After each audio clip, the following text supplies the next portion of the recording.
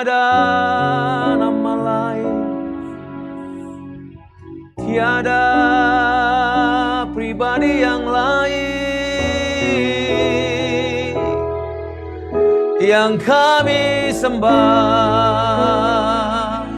Dimuliakan Kau Tuhan di tengah-tengah kami,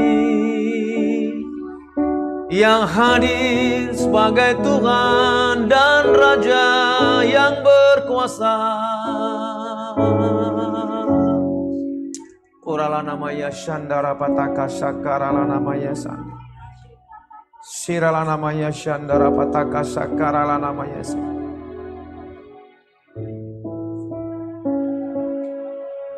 Kami menikmati Engkau hadir di tengah-tengah kami, Tuhan. Dan sekarang kami mau beri hati kami, memasang telinga rohani kami. Engkau berbicara bagi kami. Kami butuh perkataan-Mu, sebab firman-Mu, perkataan-Mu adalah kebenaran bagi kami. Dan kami tahu kebenaran itu sendirilah yang sanggup mengubah dan memerdekakan kami. Karenanya pada pagi hari ini, kami bawa seluruh hidup kami, terlebih kami bawa hati kami.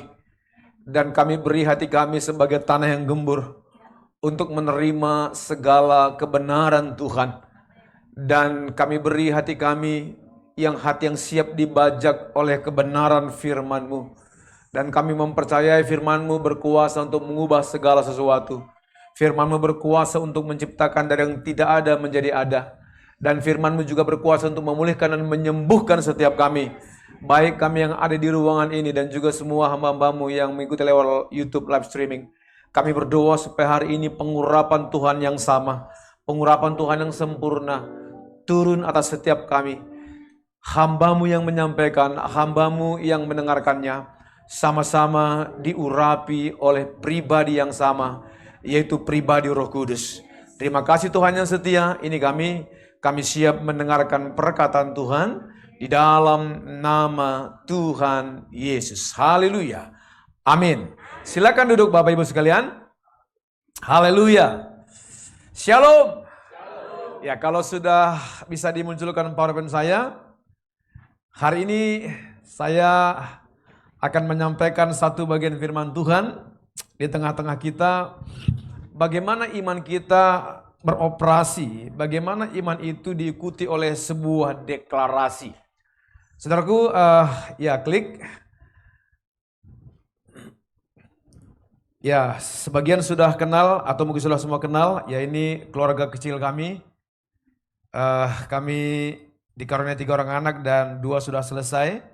Dan 1 lagi yang tinggal bontot, lagi kuliah di UI.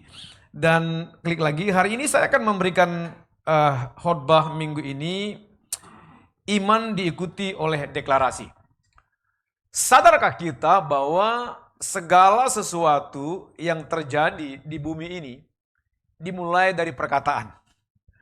Bahkan bumi ini jadi karena sebuah perkataan, sebuah deklarasi yang Tuhan sendiri mengatakannya waktu kita baca dalam kitab Kejadian bagaimana proses penciptaan itu, maka semua itu dimulai dari sebuah perkataan.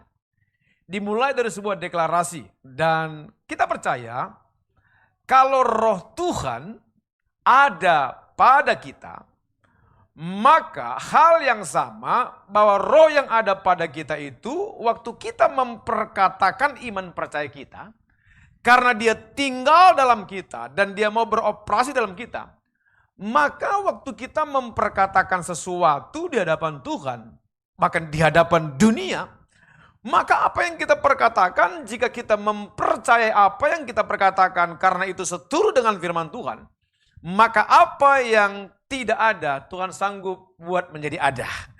Apa yang tidak mungkin Tuhan sanggup mengerjakannya jadi mungkin. Apa yang sulit sekali itu menjadi mudah.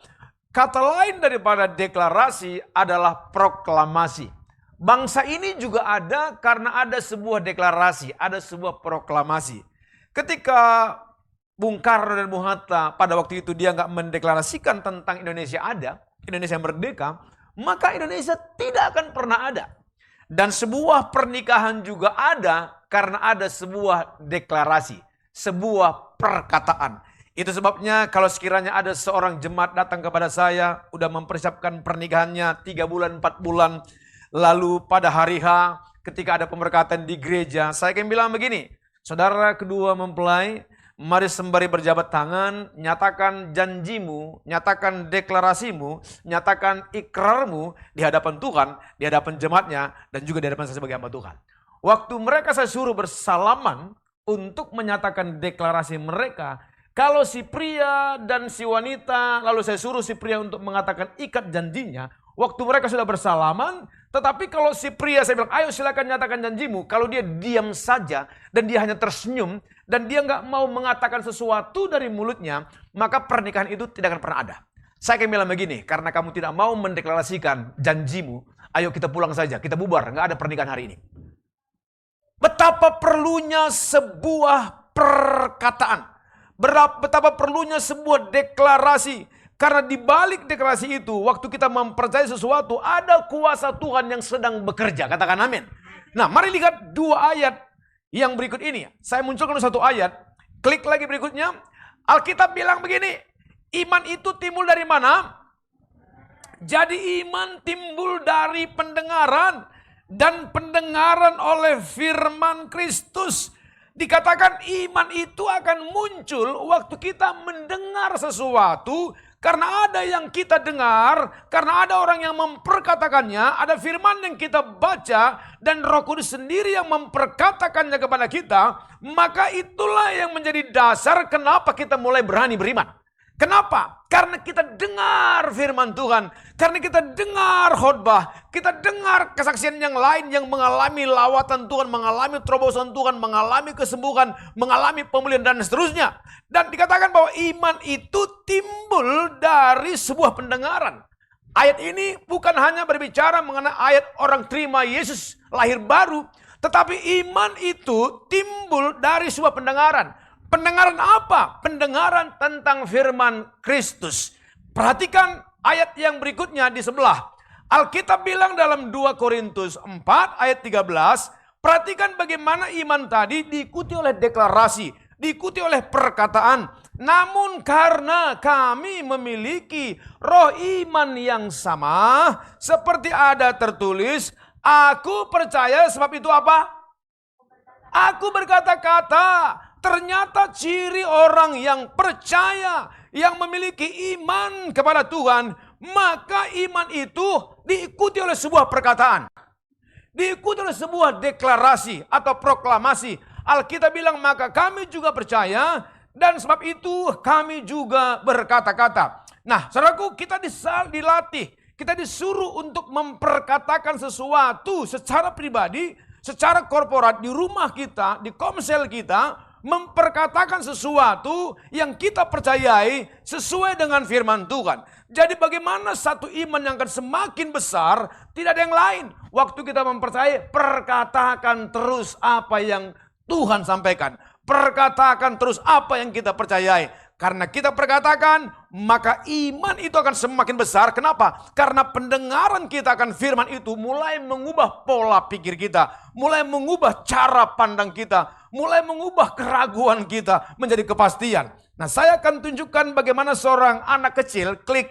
Ada seorang anak kecil yang bernama Debbie. Next slide. Nah, anak ini satu waktu ketika papanya pulang, mamanya pulang kerja, sudah malam, anak ini masih usia TK. Lalu papanya bilang begini, ayo sayang kita bobo ya. Udah malam nih, bapak mama capek sepanjang hari kerja. Tapi anak kecil ini masih asik dengan pensil warnanya dan kertas putihnya. Mengores-ngores, menggambar sesuatu di samping papanya, di samping mamanya. Lalu papanya bilang gini, sudah jam 11 sayang, kita mau bobo yuk. Besok papa kerja lagi dan kamu juga harus sekolah. Dan si Debbie bilang, aku belum ngantuk papa. Lalu anak ini mendengar sebuah janji dari papanya. Debbie, kamu tahu nggak? nanti hari Sabtu itu hari apa? Wow, dengan exciting sekali. Dia bilang, tahu dong Pak, nanti kan hari Sabtu itu ulang tahun Debbie. Papanya mulai melepaskan janji. Papanya memperkatakan sesuatu. Dan dia bilang begini, ayo sayang cepat bobo. Nanti hari Sabtu, begitu mall buka, kita akan pesta ulang tahun di mall. Nanti Debbie bisa ajak teman-temannya, ajak semua yang lain, opa-omanya ajak. Nanti kita pesta di mall ketika mall itu buka. Lalu perkataan itu menjadi sesuatu yang Debbie pegang, Debbie percayai. Dan besoknya ketika dia bangun, setelah itu dia pergi ke sekolah. Dan dia bilang begini sama ibu gurunya. Ibu guru tahu nggak? Kata papa, nanti Sabtu kami pesta ulang tahun ke mall. Lalu setelah itu dia ngomong lagi sama teman-temannya. Nah tahu nggak? Kata papa, nanti Sabtu kami ulang tahun ke mall. Nanti aku undang kamu ya. Ketika dia pulang ke rumah, ketemu dengan tantenya, hal yang sama. Tahu nggak? Tante, kata papa, nanti Sabtu kita ke mall pesta ulang tahun Debbie. Nanti tante juga saya ajak ya. Ketemu dengan opa-omanya, ketemu dengan opungnya ya, opung boru, opung dulinya. Dia bilang, opung, nanti hari Sabtu kata papa, kita pasti pergi ke mall ulang tahun Debbie. Kita akan rayakan di sana. Yang dia bayangkan mulai ada balon, yang dia bayangkan mulai ada hadiah-hadiah, yang dia mulai bayangkan ada tiup lilin, ada kue dan seterusnya. Coba kita lihat, klik. Saudaraku, mengapa Debbie begitu antusias dengar janji papanya? Kenapa anak ini begitu exciting? Dia menceritakan semua orang tentang apa yang dia percayai, tentang janji papanya. Yang pertama adalah karena Debbie menerima janji papanya itu sebagai kebenaran. Artinya nggak ada kebohongan di dalamnya. Nggak ada PHP. Nggak ada juga janji partai politik di dalamnya. Dia menerima apa yang dikatakan papanya itu benar, nggak bohong, nggak palsu. Dan itu yang membuat Debbie menjadi apa? Percaya lalu dipegangnya.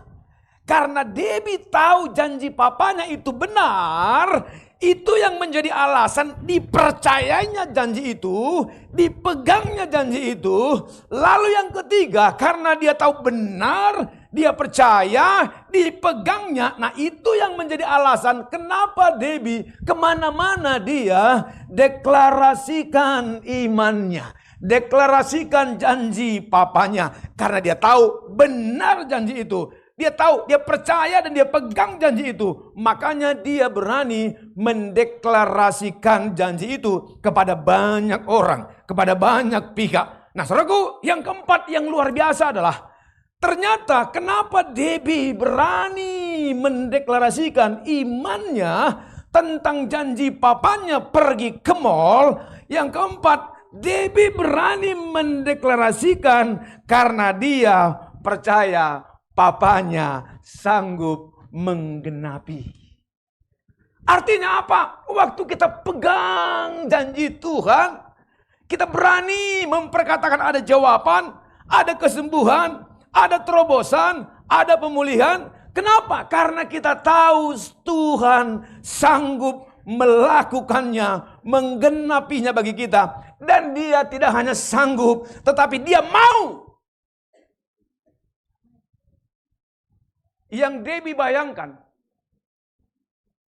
jam 10 buka gerbang, buka pintu mall. Dia bersama dengan teman-temannya, bersama dengan orang tuanya. Yang dia bayangkan, yang dia imajinasikan, dia masuk ke mall itu, entah ke McD kah, entah ke KFC kah, entah apapun namanya. Dia masuk ke mall itu, dan dia lihat bahwa ada sesuatu yang dia sudah terima, sekalipun dia belum terima. Itulah iman. Betapa perlunya sebuah deklarasi. Karena deklarasi adalah awal membuat langkah iman kita semakin maju. Coba klik. Kira-kira. Kalau kita ini papanya Debbie. Waktu anak itu sudah menceritakan kemana-mana tentang ke mall di ulang tahunnya. Lalu saya sebagai Papa Debbie melihat isi dompet saya dan rekening saya di hari Jumat malam. Tidak ada. Tidak ada isinya. Kira-kira berani nggak saya, berani nggak kita mengatakan kepada Debbie, sayang,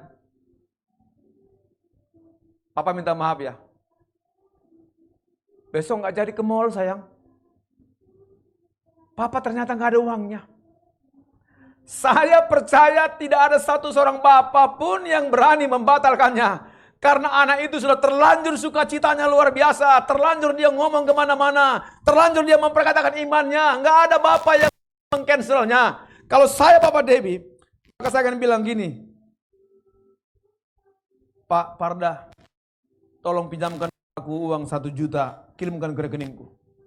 Karena besok udah terlanjur aku kasih janji sama anakku akan pergi ke mall. Nggak ada seorang bapak yang mengcancel. Saya mengenal bapak kita, bapak yang tidak suka mengcancel. Bapak kita, bapak yang mau menepati janjinya. Yang penting kita percaya dengan apa yang kita perkatakan. Kita mempercayai dengan apa yang kita sedang deklarasikan. Kita mempercayai dengan apa yang sedang kita proklaim. Kenapa? Karena Debbie menerima janji itu sebagai kebenaran. Dipegangnya. Dia ngomong terus. Akhirnya yang dia tahu bapaknya pasti dia bawa ke mall. Dan terjadilah pesta ulang tahun di hari Sabtu itu. Perhatikan contoh dalam Alkitab. Betapa perlunya sebuah deklarasi. Contoh ini membuat kita harus mestinya naik level iman kita. Klik berikutnya. Ada beberapa contoh dalam Alkitab. Yang pertama Daud. Bagaimana Daud berkata kepada Goliat yang mengintimidasi dia. Merendahkan dia, saya tidak perlu baca ayat ini, saudara nanti bisa screenshot saja, atau nanti baca sendiri di rumah, kita tahu semua. Waktu Daud direndahkan oleh Goliat, lalu akhirnya dengan Saul yang menjadi ketakutan, lalu akhirnya Daud head to head, berhadapan satu dengan lain. Pada waktu itu, seluruh orang-orang Israel ketakutan, karena gak imbang. Goliatnya terlalu hebat. Dari masa mudanya perang. Sementara Daud dari masa mudanya hanya menggembalakan 2-3 ekor kambing domba papanya Isai. Tapi yang menarik kalau kita baca Alkitab. Apa kata Daud? Waktu dia berhadapan dengan Goliat. Engkau mendatangi aku dengan tombak, lembing dan pedang. Tetapi aku mendatangi engkau. Dalam nama Tuhan semesta Israel yang kau tantang itu. Supaya dunia tahu bahwa Israel punya Tuhan. Waktu dia berkata seperti itu belum terjadi peperangan itu. Belum terjadi yang namanya sesungguhnya. Tapi apa yang dikatakan Daud tentang kemenangannya? Bukankah Daud mengalaminya? Makanya kalau kita baca Alkitab. Waktu mereka itu dekat head to head. Kemudian Alkitab bilang. Goliat itu ada baju perangnya, tinggi perawakannya. Daud nggak punya apa-apa, kecil orangnya. Tapi kita bilang waktu diambilnya batu di kantongnya itu, lalu diumbannya Alkitab kata begini. Itu batu persis mengenai jidatnya. Dan pada di sini ada namanya ketopong, ada topi perangnya. Semuanya tertutup, hanya sedikit di sini yang terbuka. Tapi batu itu bisa menembus yang sedikit. Artinya apa? Kalau kita mempercayai Tuhan, jangan bilang dan jangan batasi bagaimana cara Tuhan bekerja. Yang sekecil apapun Tuhan sanggup tembus. Dan kita bilang waktu jatuh bukan jatuh ke belakang, tapi jatuh ke depan. Terjerembab katanya, semakin masuk batu itu. Dan ketika Daud melihat bagaimana Goliat sudah pingsan, sudah terjerembab, dia lari, lalu dia mengunus pedang si Goliat. Dan pedang yang sama, bukankah itu yang dipakainya untuk memotong leher Goliat sesuai dengan perkataan tadi. Aku akan penggal hari ini, aku akan penggal lehermu, kata Daud kepada Goliat. Kenapa Daud begitu percaya tentang kemenangannya? Karena dia tahu dia ada di barisan Tuhan yang hidup. Kalau kita mempercayai ada Tuhan di pihak kita, maka sesungguhnya seberat apapun tantangan itu nggak membuat kita takut. Membuat kita enjoy, lewati saja. Kenapa? Karena ada Tuhan di sana. Bagaimana dengan wanita 12 tahun pendarahan? Kita tahu semua kisah ini. Alkitab catat, dia sudah lemas karena HB-nya sudah sangat turun, rendah.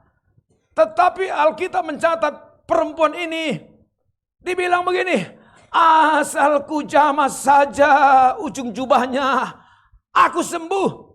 Nah, ini kan semua perkataan. Kenapa perempuan ini berkata seperti itu? Karena sudah lama sekali dia berobat, menghabiskan segala hartanya, dia tidak punya apa-apa dan tidak lagi harapan. Kesembuhan pun dia terima. Tapi ada satu deklarasi iman tentang kesembuhannya. Asal ku jamah saja jubahnya, aku sembuh. Bukankah dia sembuh?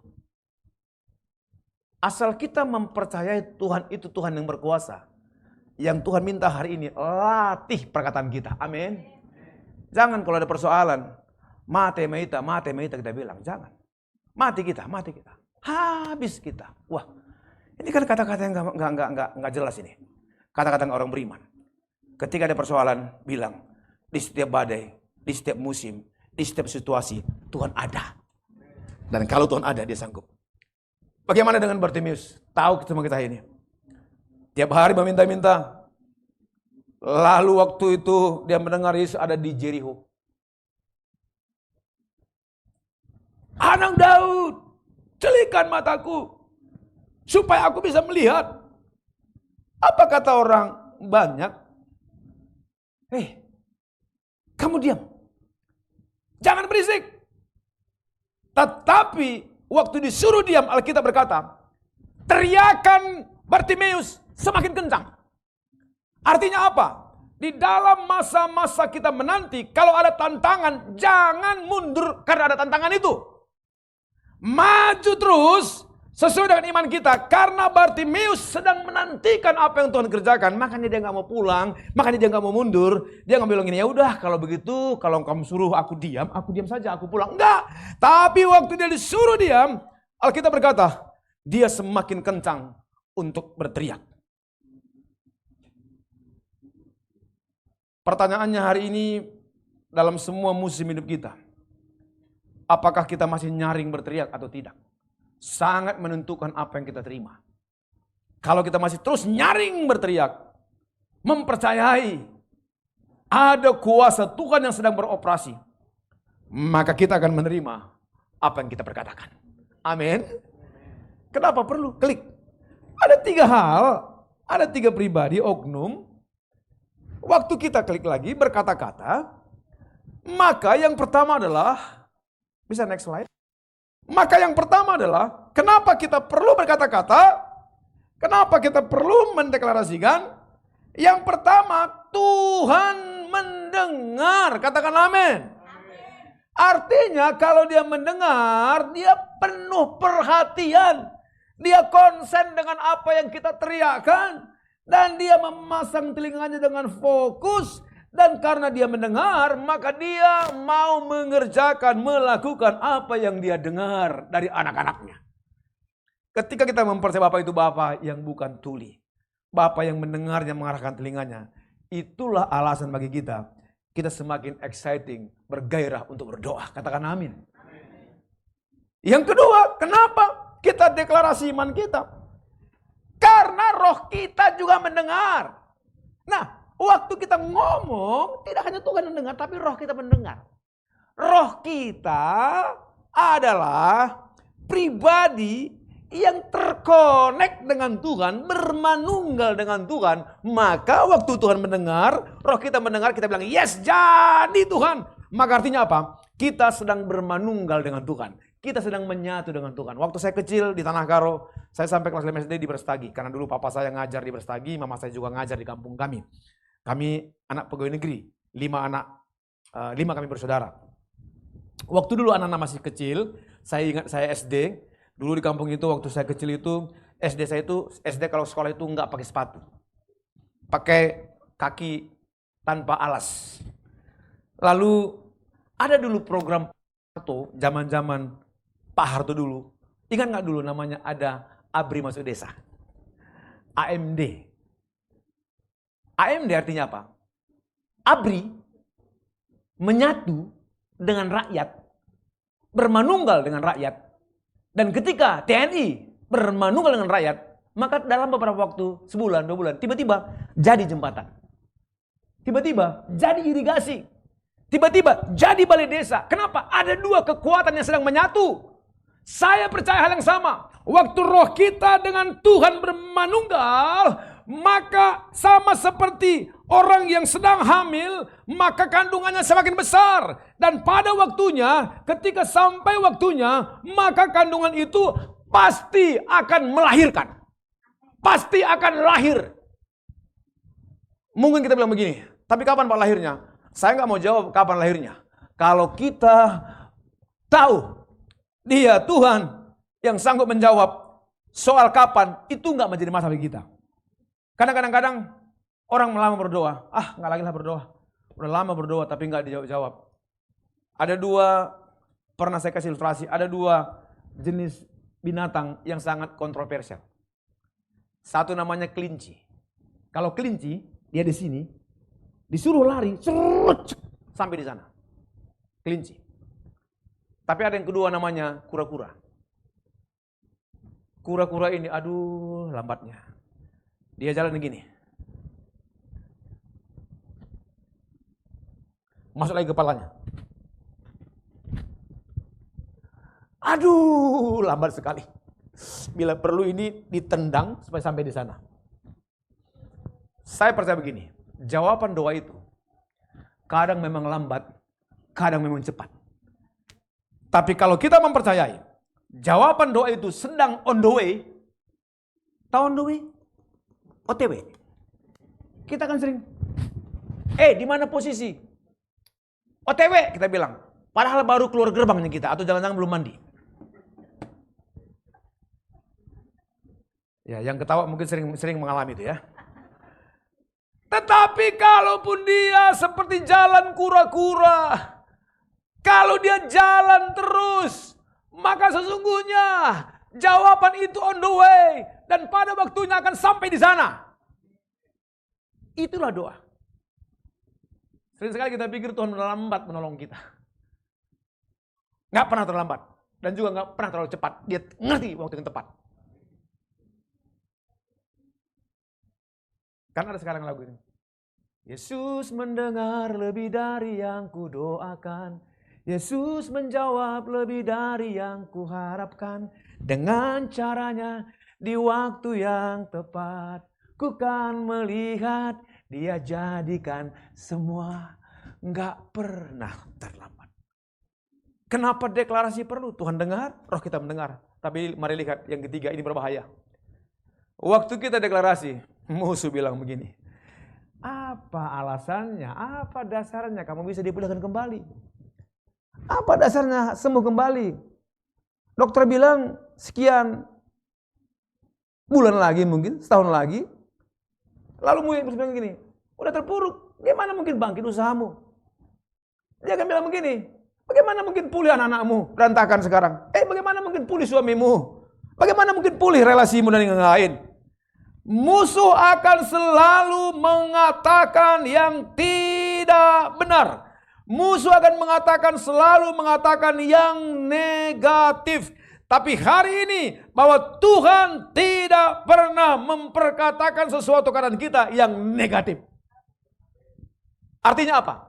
Jangan terlalu banyak mendengar apa kata musuh, apa kata orang tentang iman percaya kita, tentang deklarasi, tentang firman yang sudah mulai beroperasi, yang menguasai kita. Jangan terlalu banyak mendengar itu. Kenapa? Karena apa yang paling banyak kita dengar, itulah yang menguasai kita. Dan itu akan menguasai iman kita. Makanya saya akan kasih ilustrasi ini.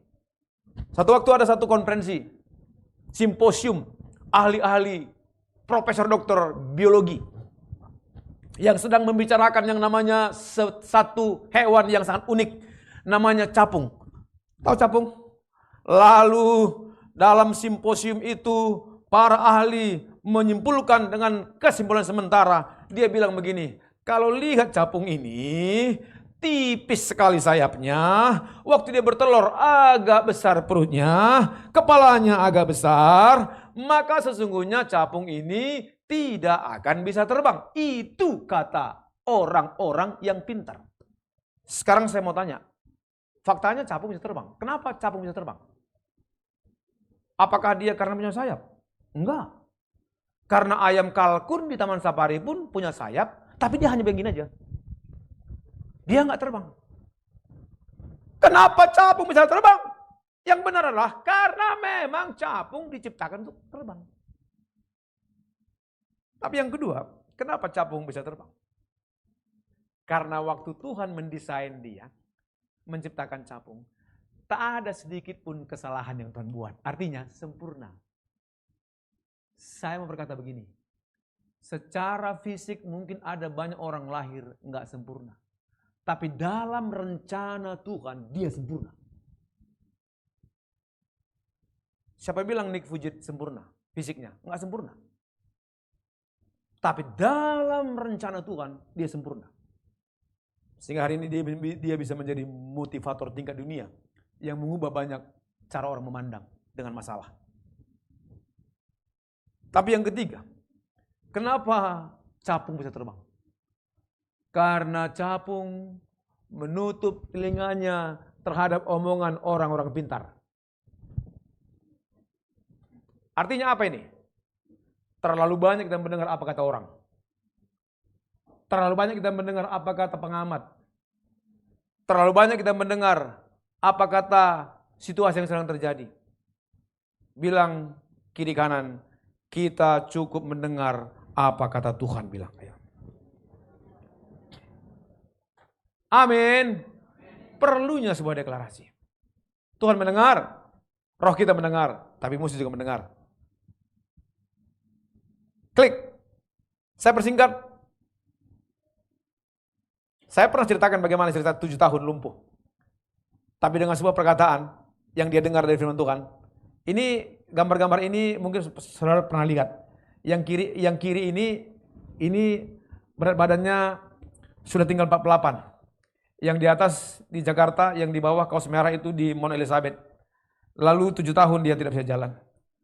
Kami frustrasi, jujur frustrasi juga. Udah berdoa, udah berpuasa, tapi belum pulih. Karena dia kena autoimun. Autoimun yang menyerang saraf kaki sehingga dia nggak kuat untuk berjalan. Kakinya sudah mulai makin kecil. Otot-otot sudah nggak ada kekuatannya. Lalu satu waktu dalam masa-masa frustrasi, dia dengar firman Tuhan. Tahu nggak firman Tuhan yang dia dengar? Khotbah hanya 5 menit di YouTube. Dalam bahasa Inggris. Karena dia juga ngerti bahasa Inggris, dia tahu isinya. Si pengkhotbah bilang begini, hai engkau yang sakit hari ini. Kalau engkau percaya bahwa Yesus sudah mengerjakan kesembuhan di kayu salib itu 2000 tahun yang lalu. Sekarang itu berlaku untukmu. Dan dia bilang, mari ambil, rebut kesembuhan itu. Perkatakan kau sudah sembuh. Rebut, perkatakan. Rebut, perkatakan. Rebut dan apa? Perkatakan. Deklarasikan. Omongin. Dibicarakan tentang kesembuhan. Tiap hari. Ayo kaki, kamu kuat lagi. Saraf-saraf kaki, kamu kuat lagi. Ayo, gak mungkin kita tempat tidur 7 tahun selama-lamanya. Kita pasti berjalan. Sebulan, 2 bulan, 3 bulan. Apakah langsung terjadi? Belum terjadi. Hampir setahun istri saya memperkatakan kesembuhan. Tiba-tiba dalam hari itu terjadi. Kami berdoa sungguh-sungguh. Berdoa, menangis, meminta kepada Tuhan. Menangis bukan karena persoalannya, menangis, meminta kepada Tuhan supaya ada mujizat. Tapi dalam tahun yang ke-7 itu, melewati tahun yang ke-7 itu, pada waktu kami mulai mendeklarasikannya, istri saya bisa tiba-tiba dia berjalan tanpa dikomando. Artinya apa? Iman itu timbul dari mana? Pendengaran. Makanya makin banyaklah mendengar firman, makin banyak mendengar khotbah. Jangan terlalu banyak di depan TV ikutin drakor. Karena drakor nggak membangun iman kita. Ketika kita banyak mendengar, karena begini, apa yang paling banyak kita dengar, maka itu mempengaruhi mindset kita. Apa yang paling banyak kita baca, maka itu mempengaruhi cara kita berpikir dan cara kita bertindak. Bayangkan, 48 kilo. Yang pegang bunga ini 68 kilo. Artinya ada percepatan 20 kilo. Akselerasi. Nah. Saya bilang, kami main ke Kota Bunga Cipanas. Saya bilang, "Mah, buktinya kau sudah sehat, kakimu udah stabil, sarafmu semua. Berani gak kamu berdiri di batu itu? Saya mau foto." Dia angkat tangannya sambil dia bercanda begini, "Pak, jangankan begini. Kalau kau kasih di sini emas 1 kilo, di sini ada uang 1 kilo, kuangkat dua-duanya, Pak," katanya. Artinya apa? Tuhan menunggu deklarasimu. Tuhan menantikan perkataanmu. Tuhan menunggu apa yang kau proklamirkan. Karena sesuatu terjadi dimulai dari deklarasi. Karena firman itu waktu dilepaskan, dia sanggup menciptakan dari yang tidak ada menjadi ada. Makanya waktu Daud mengalami dan mengenal Tuhan, apa kata Daud? Aku melayangkan, itu dalam Mazmur 121, bukan Mazmur 212, ya. Mazmur 121. Kalau 212 itu beda lagi. Apa kata Daud? I look my eyes to the mountain. Aku mengarahkan mataku, memandang kepada gunung-gunung. Apa katanya? Aku melayangkan mataku ke gunung-gunung. Dari manakah datangnya pertolonganku? Daud selalu berkata dan bertanya dalam hatinya, dalam perkataannya. Dari mana datangnya pertolonganku? Tapi Daud bilang begini, pertolonganku datang dari Tuhan yang menciptakan langit dan bumi. Daud ternyata mengenal Tuhan itu 2 hal. Yang pertama, dia kenal Tuhan penolongnya. Pertolonganku datang daripada Tuhan, katanya. Yang kedua, Daud mengenal Tuhan itu. Yang kedua adalah mencipta. Yang menciptakan, who create. Dia menciptakan langit dan bumi. Dan apa arti mencipta? Mencipta artinya dari yang tidak ada jadi ada. Dari yang susah banget jadi mudah. Dari yang dokter bilang gak mungkin sembuh, tiba-tiba sembuh. Dimulai dari perkataan. Klik berikutnya. Ini pun satu kesaksian yang sangat membangun saya tentang iman anak saya. Ini si bontot kami yang paling kecil. Sekarang sudah di sastra Jepang di UI semester 3. Nah, waktu itu kami agak pesimis. Ini bisa gak anak ini dapat PTN? Lalu ketika dia kelas 3 SMA, abangnya bilang begini, karena abangnya juga di UI, di ekonomi. Sekarang sudah kerja di BCA. Lalu, Papa datang ke sekolah, si adek. Bilang sama guru BK-nya, supaya dia diikutkan jalur undangan. Saya dengan polos saya bawa anak ini ke ruang BK gurunya di SMA 31 di Kayu Mas. Tahu saudaraku? Kayu manis ya, kayu manis. Tahu saudaraku apa kata gurunya? "Kamu ranking berapa, Nak?" Katanya, dia ketawa kan. Ternyata dia hanya ranking 15 di kelasnya. "Nggak bisa kamu ikut jalur undangan, Nak. Ini hanya orang-orang yang 1 sampai 5, ya maksimum sampai 10 bolehlah diikutkan." "Emang kamu mau ngambil apa, Nak?" kata gurunya. "Aku mau mengambil sastra Jepang, Bu." "Di mana?" "Di UI." Lalu, "Udah ya, Pak, nggak apa-apa, Pak. Bapak pulang aja," katanya. Agak malu saya. Kenapa? Karena dia bilang gini, "Pak, nanti kalau ada kesempatan, saya undang lagi Bapak sama anaknya. Mudah-mudahan nanti kalau ada anak kelas ini yang nggak ambil, nanti saya kasih porsinya ke anak Bapak." Singkat ceritanya, seminggu berikutnya dihubungin, "Pak, datang ke sekolah, anak Bapak mau kita ikutkan." Klik. Jadi datanglah kami ke sekolah. Karena ada angin baru gitu ya, ada angin surga. Lalu saya kaget. Kenapa saya kaget? Ternyata di spanduk masing-masing kelas ada semua anak menuliskan, "What is your dream?" Apa mimpimu? Kemana engkau mau tuju? Jadi semua anak-anak tulis. Ada yang FHUI, ada yang internasional, Unpad, UGM, semua. Saya perhatikan depan saya, di mana ini anak saya? Ternyata dia ada di tengah-tengah. Namanya Yehuda Yabes Joel. Dia bilang, Yehuda Yabes Joel, dalam kurung, Sasjep UI, di tangannya. Dia bilang Sasjep UI, klik. Tahu saudara? Ini adalah anak-anak. Ini kelas 3, kelas IPS. Lalu anak-anak semua tanda tangan. Lalu saya zoom, klik. Lalu anak saya, ternyata dia tanda tangan. Sasjep UI katanya. Saya perhatikan. Lalu waktu bingung, lalu kamu ngambil apa nak? Sastra Jepang UI Bu. Masuklah kami ke ruangan kelas itu. Nak, ayo, kamu isi semua ya. Jadi gimana? Sudah yakin nih kamu ngambil sastra Jepang UI? Udah Bu. Apa kata gurunya? Nah, doain ya, sampai hari ini sekolah kita belum ada ngambil sastra Jepang UI. Kebanyakan ngambil ekonomi, HI gitu ya. Sastra Jepang belum ada. Nah, kemudian sampai di rumah kami bilang begini. Kalau Tuhan yang membuka pintu, nggak ada yang sanggup menutup. Kami bilang, kami berdoa Tuhan supaya dia nggak berjuang dengan nanti ujian tertulis.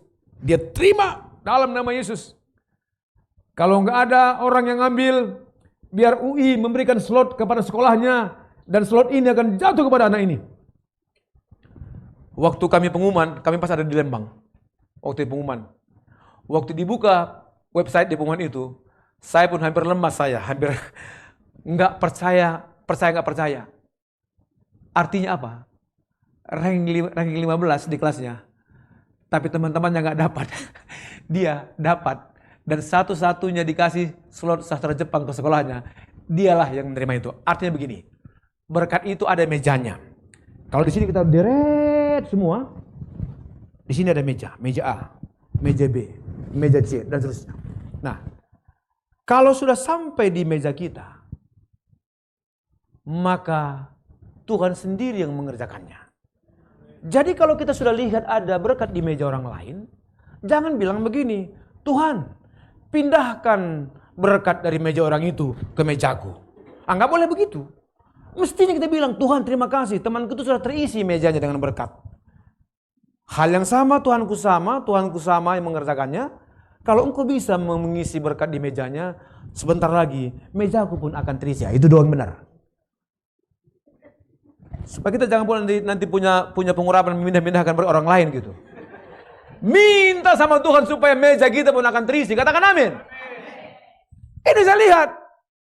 Ternyata meja yang sastra Jepang itu ada di meja anak saya. Sekarang semester 3 dia. Lalu masuk semester 3. Tiba-tiba dia bilang gini, Pak, aku udah dipilih dan dipercaya tadi sama kakak-kakak tingkatku. Sekarang aku menjadi ketua persekutuan Okumene di fakultasku. Saya bilang, apa kamu mampu, Dek? Dan dia bilang gini, dulu abang juga di ekonomi, semester 3 dia sudah jadi ketua persekutuan Okumene. Saya bilang, kalau kamu punya hati, ambil tanggung jawab itu. Saya percaya, Tuhan akan berikan kau kapasitas. Artinya apa? Dimulai dari sebuah perkataan. Saya akan tutup. Dimulai dari sebuah deklarasi. Waktu saya masuk ke kelas itu, saya lihat anak-anak saya semua tanda tangan tadi. Yehuda Yabes Joel, Sasjep UI, tanda tangan dia. Saya bilang sama gurunya, iya Bu, saya lihat tadi udah ada situ tanda tangannya sastra Jepang UI. Lalu, emang kenapa kamu pingin sastra Jepang UI nak? Bu, aku mulai dari SMP sudah aku doakan itu, udah aku bilang Tuhan aku pingin sastra Jepang, dari SMP itu doaku. Nah mari lihat, menerima sesuatu dimulai dari sebuah perkataan. Menerima sesuatu dimulai dari sebuah doa. Klik, saya akan tutup di sini. Terus apa kata-kata? Waktu firman Tuhan mau ngasih kita, maka itulah membuat kita mengalami terobosan. Saya bulan 2 yang lalu diundang ke Korea. Ini gereja namanya Gereja Onuri, Gereja Presbyterian 30.000 jemaat. Ini gereja ini beberapa tingkat ke atas dan ke bawah juga, ke basement, beberapa tingkat. Nah, ketua departemen misinya yang di sebelah kiri saya di tengah, di sebelah kiri itu namanya pendeta Kim apa gitu ya, kan orang Korea itu banyak Kim gitu ya, sampai ada kimchi gitu ya. Nah, lalu dia ternyata misionari Korea yang pernah tinggal 15 tahun di Palembang. Lalu dia ngerti bahasa Indonesia, lancar banget bahasa Indonesianya. Kita ngomong nggak bahasa Inggris, ngomong bahasa Indonesia. Nah, lalu saudaraku, selesai itu kami dibawa keliling. dari ruangan ke ruangan, lalu dibawa ke main hall-nya. Itu yang membuat saya ngerti tentang berharap, tentang mendeklarasikan. Waktu kami dibawa ke main hall-nya, apa yang terjadi? Itu di hari Kamis. Tetapi di main hall itu yang bisa membuat ribuan orang, lampu agak redup. Lalu ada musik, nggak ada pujian penyembahan, WL, singer, full band, nggak ada di depan. Hanya musik instrumen. Tapi waktu saya masuk ke ruangan itu, ratusan orang, ibu-ibu, orang tua, bahkan ada orang yang ngantar anak ke sekolah, dia nggak pulang ke rumah, langsung ke gereja. Semuanya orang di gereja itu, di ruangan yang agak redup-redup itu lampunya, semuanya ada orang menangis berdoa, ada orang sujud, ada orang tiarap, ada orang sedang meditasi firman Tuhan. Lalu ketika itu saya lihat bagaimana orang mulai mengalami Tuhan, dia menari, dia nangis, ada yang tiarap. Lalu saya tanya Pak Dermawan ini, karena dia ketua departemen misinya. Saya bilang, Pak Dermawan, apakah hari ini nama Indonesia Dermawan, ya? Nama Koreanya Kim apa begitu, tapi nama Indonesia Dermawan. Saya tanya, Pastor Dermawan, saya bilang, apakah hari ini ada acara khusus di gerejamu? Dia bilang, enggak, Pastor. Loh, kenapa di main hall tadi banyak orang? Ada ibadah di situ, ada orang yang sedang menangis, ada orang sedang duduk, ada orang sedang tiarap. Tahu apa katanya?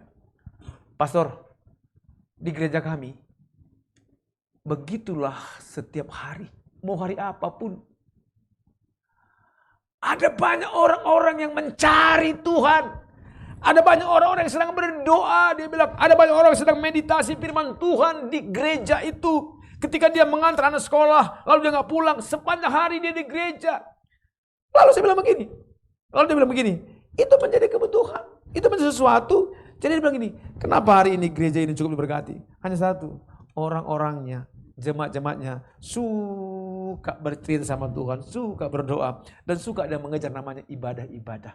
Saya percaya, iman kita akan semakin banyak ketika firman Tuhan banyak kita kuasai. Banyak menguasai kita juga, jangan hanya kita kuasai, tapi harus firman itu menguasai kita. Sampai apa? Sampai kita boleh mengalami perubahan. Saya tutup dengan ayat ini, klik.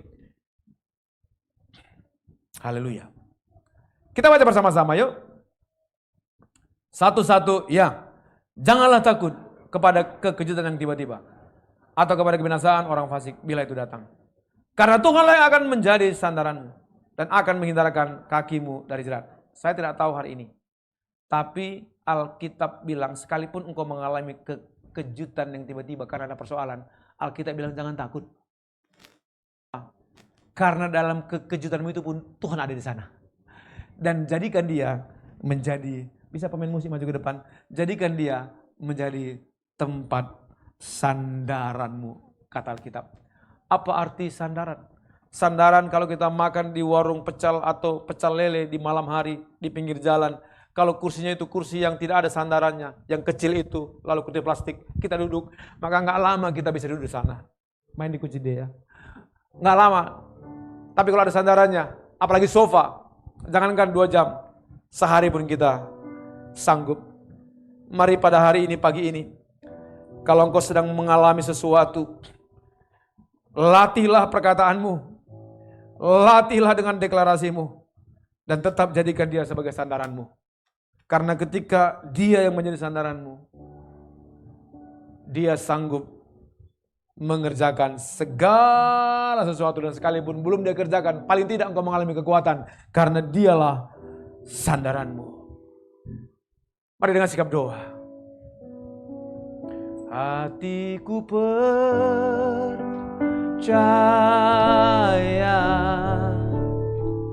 hatiku percaya,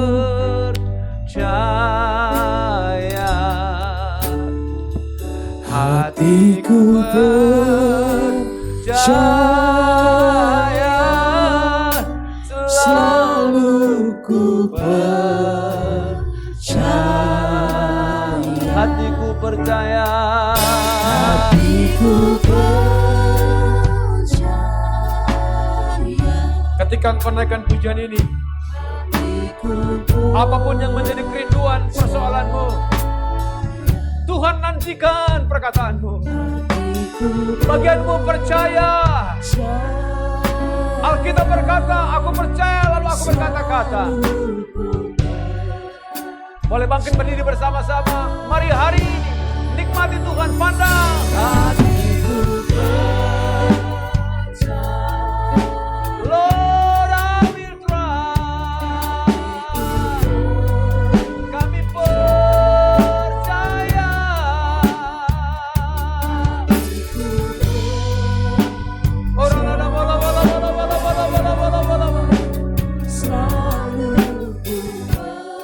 Katakan sebagai nyanyian doa kita. Katakan hatiku percaya.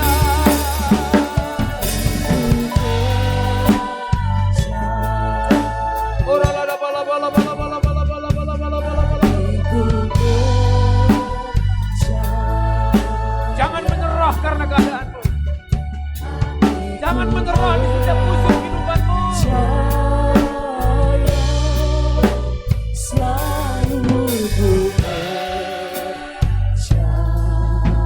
Katakan dengan lembut yuk, hatiku percaya.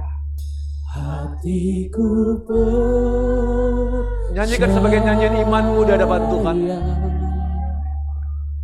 Hatiku percaya. Nyanyikan sebagai nyanyian imanmu, pengakuanmu di hadapan Tuhan. Jangan lihat keadaan dan persoalan. Hatiku percaya. Kalau lihat keadaan, kita bisa menjadi takut. Selalu ku percaya. Boleh saya minta hanya kaum wanita saja katakan hatiku percaya.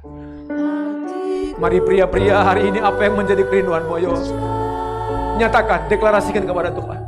Katakan kepada Tuhan. Karena Alkitab berkata, aku percaya, aku berkata-kata. Alkitab berkata, aku percaya, kami berkata-kata. Iman timbul dari pendengaran. Boleh saya minta hanya kaum pria saja, yang wanita mari engkau berdoa dengan iman percayamu. Hatiku percaya. Ayo deklarasikan apa yang kau inginkan. Hatiku deklarasikan apa yang kau perlukan. Orala lama. Hatiku percaya.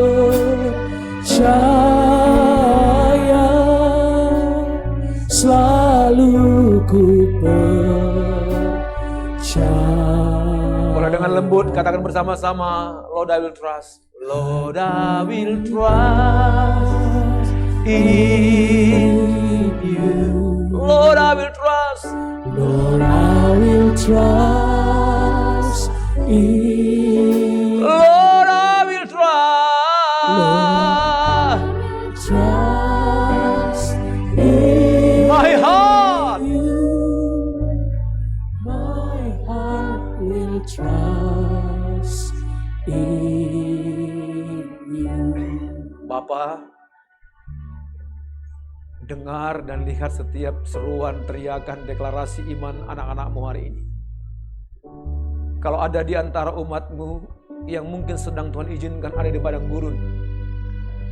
Dan hari ini kami berkata, di padang gurun pun Tuhan ada menyertai kami. Di lembah pun ada Tuhan yang menyertai kami. Kami bukan menjadi pribadi yang terpuruk karena badai kehidupan kami. Tapi pribadi yang makin mengenal Tuhan dan mengalami Tuhan. Latih perkataan kami. Latih ucapan kami. Untuk memperkatakan Tuhan itu Tuhan penolong, Tuhan yang mencipta bagi kami. Dan biar iman kami semakin hari makin besar. Ketika kami mendengar makin banyak tentang janjimu. Ketika mendengar firman-Mu, bahkan khotbah-khotbah yang kami dengar. Membawa iman kami bukan menjadi iman yang stagnasi. Tapi iman yang dinamis di hadapan Tuhan. Apapun hari ini yang menjadi kerinduan tantangan, baik yang ada di ruangan ini, yang mungkin lewat live streaming. Tuhan yang sama adalah Tuhan penolong bagi kami. Tuhan pencipta bagi kami yang mengerjakan dari yang tidak ada menjadi ada. Hamba-Mu sudah selesai berkata-kata. Kuasa firman-Mu sudah ditabur. Tapi Roh Kudus-Mu pribadi yang terus sanggup berkata-kata kepada kami untuk menerjemahkan firman ini. Biar hari ini ketika kami pulang dari tempat ini, kemenangan sukacita sorak-sorai, kami bukan menjadi orang kalah, tapi menjadi orang yang menang dan menang dan menang terus. Karena kami adalah anak-anak pemenang. Bahkan kami lebih daripada pemenang. Terima kasih Tuhan yang setia.